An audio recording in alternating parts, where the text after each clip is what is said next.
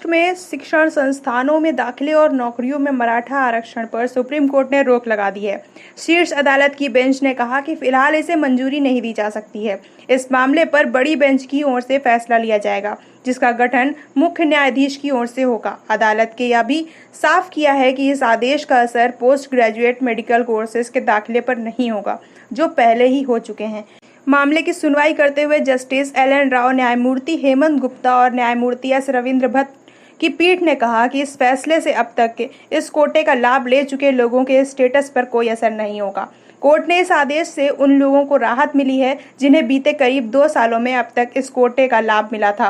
Court ने इस फैसले से मौजूदा शैक्षणिक सत्र में छात्रों को कोटे का फायदा नहीं मिल पाएगा। बेंच ने कहा है कि फिलहाल इस पर रोक लगाई जाती है और संवैधानिक बेंच की ओर से इसकी वैधता पर फैसला लिया जाएगा। इस पर chief justice of India एस.ए. Bobde फैसला लेंगे। बम्बई उच्च न्यायालय ने पिछले साल जून में इस कानून को वैध ठहराते हुए कहा था कि 16% आरक्षण न्यायोचित नहीं है और इसकी जगह रोजगार में 12 और प्रवेश के मामलों में 13% से ज्यादा आरक्षण नहीं होना चाहिए। शीर्ष अदालत ने उच्च न्यायालय के आदेश और इस कानून को चुनौती देने वाली याचिकाओं पर यह आदेश पारित किया।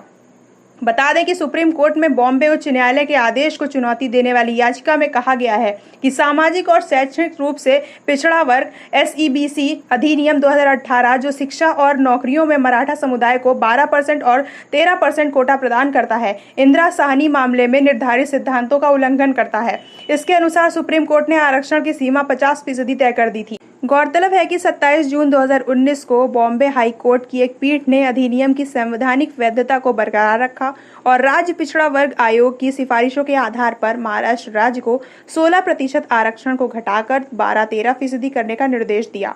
इससे आगे उल्लेख किया कि इंदिरा साहनी के मामले के अनुसार विशेष परिस्थितियों में राज्य सरकार 50% से अधिक आरक्षण दे सकती है।